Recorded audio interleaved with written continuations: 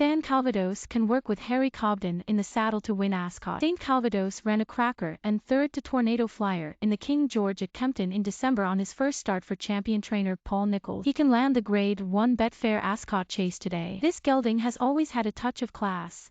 He was beaten a neck by Min in the 2020 Ryanair chase at Cheltenham, but he made it to the track just twice last season and was moved to Nicholls before the start of this term. He was given an operation to help with his breathing before his Kempton run and shaped better than the result suggests there, making a big move around the outside fully half a mile from the finish before understandably tiring in the closing stages. This shorter trip probably suits him better and, with Harry Cobden taking over in the saddle, St. Calvados can give Nicholls a fifth win in this race. Irish raider Fakir D'Oudairies rates the main threat. Twice a winner at the highest level, he was always on the back foot after a bad blunder at the first fence when second at Thurles last time. Usually a sound jumper, he merits plenty of respect. Corach Rambler can land the Bateaux London Reynoldstown Novices chase. Lightly raced over hurdles last season, he has taken well to fences this term and easily landed handicaps at Aintree and Cheltenham in October and December. He was a little disappointing when fourth in the classic chase at Warwick, but was far from disgraced. The fitting of a tongue tie for the first time here could help him to return to his best, and he can justify the trip from Lucinda Russell's yard in Perthshire. Fiddlerontheroof chased home Monkfish in Grade 1 company at last year's Cheltenham Festival. He has the class to defy top weight in the Great British Stallion Showcase.co.uk. Swinley Chase. He has had a break since failing by half a length to catch Cloudy Glen in the Ladbrokes Trophy at Newbury in November, but has a good record when returning from a break and looks sure to go close. Good risk at all can take the Dingley's promise handicap hurdle. He was unlucky not to win on his handicap debut over 2 miles at Warwick,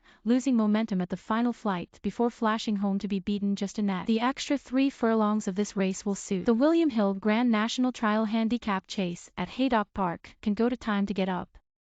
He won a hot renewal of the Midlands Grand National at Uttoxeter last March and should be forgiven a poor run on his return at Aintree as he was unsuited by a drop in trip. Unexposed under these conditions, he looks decent value at the 8-1 generally on offer to see off last season's Welsh Grand National winner, Secret Reprieve. Meanwhile, strong winds forced the abandonment of 3 of yesterday's 4 meetings and 2 of today's cards hang in the balance in the wake of Storm Eunice. Haydock Park and Wincanton both face early inspections this morning, with a tree on the track at Wincanton, as well as a fence that has been basically blown apart, according to clerk of the course Daniel Cooper. Waterlogging is the worry at Haydock, with rain forecast on already heavy ground. Rob Wright's Weekend Guide. Big race trends. There has only been one Irish-trained winner of this Grade 1 prize, Soundman in 1996, but few have tried, with just 3 raiders in the past 10 years. Fakir D'Oudairies is favourite to strike for the Emerald Isle today. Banker or bust. This gelding has his quirks, but he is mightily talented when on song and looks to have conditions in his favour here. Best on a right-handed track, and when able to dominate from the outset,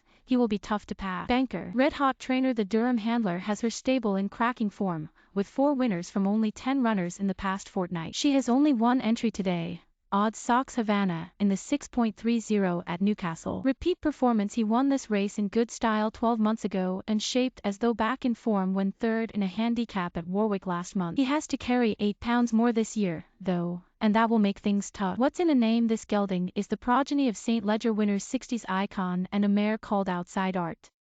He is continuing a theme, as he has a half-brother called Banksy's Art. He will need to improve for a switch to the all-weather to figure here.